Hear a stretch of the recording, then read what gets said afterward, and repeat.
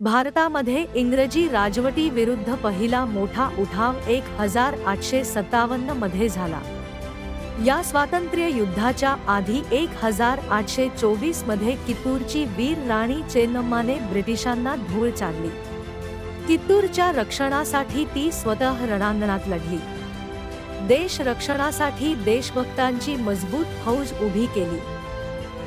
19व्या शतकाच्या सुरुवातीच्या काळात जेव्हा देशातील अनेक स्थानिक राजे ब्रिटिश व्यापाऱ्यांच्या योजनांशी पुरते परिचित नव्हते, त्यावेळी कित्तूरच्या संपत्तीवर व राज्यावर डोळा ठेवून आक्रमण करणाऱ्या इंग्रजांविरुद्ध सशस्त्र लढा देणाऱ्या राणी चेन्नम्मा या पहिल्या भारतीय शासक होत्या।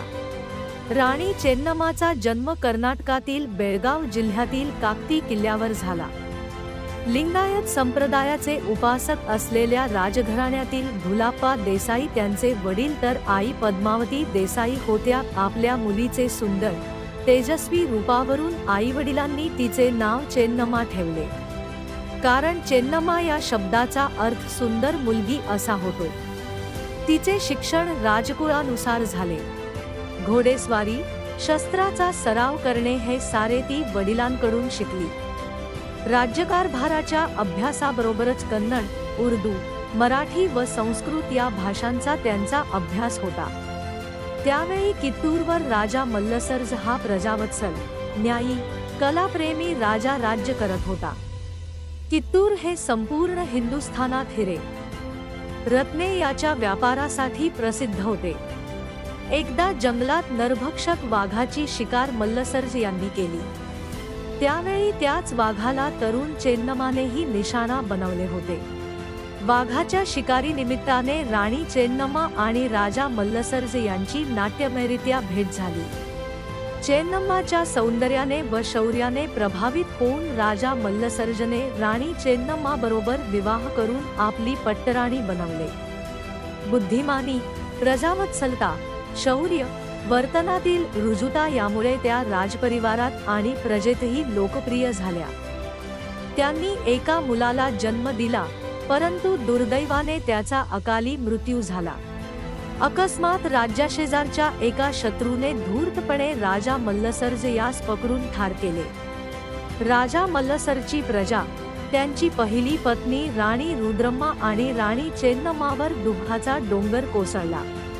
रुद्रम्माचा मुलगा शिवलिंग रुद्रसर्ज याला कित्तूरच्या सिंहासनावर बसवण्यात आले।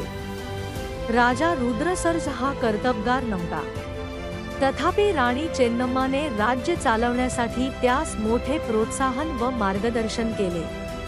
राजा रुद्रसर्जने इंग्रजांना वेळोवेळी मदत करून त्यांच्याशी मैत्री केली होती, परंतु 1824 मध्ये रुद्रसर्जचा मृत्यू झाला।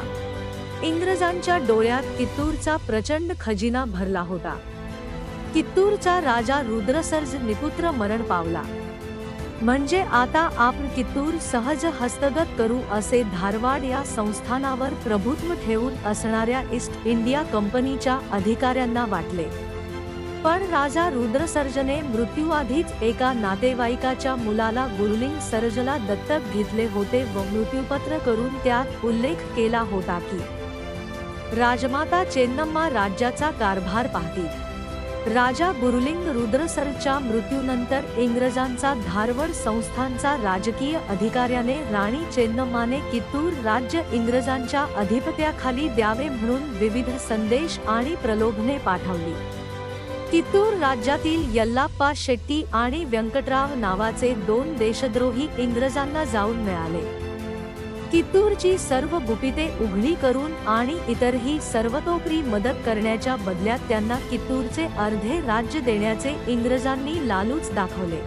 राणी चेन्नम्माने इंग्रजांच्या डावपेचांशी मुत्सद्दीपणाने सामना करण्यास आणि त्यांच्या विरुद्ध लढण्याची तयारी करण्यास सुरुवात केली होती। राणी चेन्नम्मासोबत गुरु सिद्धप्पा, कुशल दिवाण आणि बलरन्या, रायरन्या, गजवीर आणि चेन्नौसप्पा यांच्यासारखे विश्वासू, शूरवीर सहकारी होते। इंग्रजांच्या कारवाया कित्तूर राज्यातील जनतेच्या लक्षात याव्या म्हणून राणी चेन्नम्माने प्रजाजनांना संदेश दिला की कंपनी सरकार आमच्याकडून कित्तूर घेऊ इच्छित आहे। परंतु जोपर्यंत तुमच्या राणीच्या शिरामध्ये रक्ताचा एक थेंब आहे तोपर्यंत कित्तूर कोणापुढे झुकणार नाही. शत्रुअधीन होण्यापेक्षा मरण चांगले आहे. राज्याला इंग्रजांच्या गुलामीपासून वाचवण्यासाठी मी ब्रिटिशांविरुद्ध सशस्त्र लढा देईन. कित्तूरचे लोक ब्रिटिशांच्या कारवाया ओळखून होते. राज्यातील जनता तन्मनधनाने राणीच्या सोबत होती. वैभव, शांतता नांदत असलेल्या कित्तूरवर इंग्रजांनी संधी पाहून हल्ला केला. मोठ्या चातुर्याने ब्रिटिशांशी लढण्याची योजना राणीने केली. विश्वासू, शूर योद्धे राणीसोबत होते. इंग्रज सैन्याने मोठ्या ताकदीनिशी कित्तूर किल्ल्याला वेढा घातला होता. युद्ध पेटले. 24 सप्टेंबर 1824 हा दिवस हिंदुस्थानच्या स्वातंत्र्य लढ्याच्या इतिहासात सुवर्ण अक्षरात लिहिला गेला. इंग्रज बलाढ्य शक्तीनिशी कित्तूरवर तुटून पडले. अचानक किल्ल्याचा भव्य दरवाजा उघडून सिंहिणीच्या आवेशात राणी चेन्नम्मा ब्रिटिशांवर तुटून पडली. राणीच्या मागे 2000 देशभक्तांची लढाऊ सेना होती. राणीच्या प्रेरणेने एका अनोख्या चैतन्याने भारून हे सैन्य ईस्ट इंडिया कंपनीच्या इंग्रज सैन्यावर तुटून पडले. त्यांचा प्रचंड वेग ब्रिटिश सैनिकांना सहन होईना. राणीच्या तलवारीच्या झंझावाताने कहर केला. धारवाडचा इंग्रजांचा अधिकारी ठार झाला. यल्लाप्पा शेट्टी आणि व्यंकटराव यांना यमसदनास पाठवण्यात आले. अनेक गोरे अधिकारी मारले गेले तर अनेक इंग्रज अधिकाऱ्यांना कैदी बनवले गेले. या मोठ्या विजयाने राणी आणि प्रजा सुखावली. राणीने उदारपणे कैदेत असलेल्या ब्रिटिश अधिकाऱ्यांना सोडून दिले. राणी चेन्नम्मांनी स्वातंत्र्यलढ्याची, आत्मसन्मानाची ज्योत पेटवली होती. इंग्रज अधिकारी पराभूत होऊन गप्प बसले तरी त्यांना स्वतःचा पराभव पचत नव्हता. त्यांनी मद्रास आणि मुंबई येथून मोठी कुमक मागवली.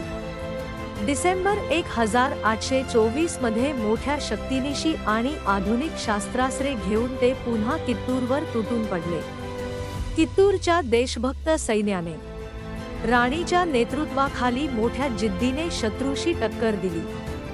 देशद्रोहांच्या कारवायांमुळे आणि इंग्रजांच्या प्रचंड तोफा, बलाढ्य मोठे सैन्य तसेच त्यांचे फोडा आणि राज्यकराया कूटनीतीने युद्धामध्ये प्रत्यक्ष रणरागिणीसारख्या लढणाऱ्या राणी चेन्नम्माला कैद करण्यात इंग्रज सफल झाले. राणीच्या पाडावानंतर संपत्तीने भरलेले कित्तूर इंग्रजांनी लुटले. असंख्य घोडे, हत्ती, ऊंट, लोखंडी पितळी तोफा, लाखोंची रोकड, हिरे, मोती आणि असंख्य सोन्याचे दागिने इंग्रजांच्या हाती लागले. राणीला कैद करून ठेवण्यात आले. गुरु सिद्धप्पासह 20 सरदारांना फाशी देण्यात आली. तुरुंगात असताना 21 फेब्रुवारी 1829 रोजी राणी चेन्नम्माने शेवटचा श्वास घेतला. इंग्रजांविरुद्धचा पहिला सशस्त्र लढा लढणारी वीरांगना राणी चेन्नम्मा पुढील स्वातंत्र्यलढ्याची प्रेरणा देणारी स्फूर्तिदात्री ठरली. अशा वीर राणी चेन्नम्मास मानाचे अभिवादन.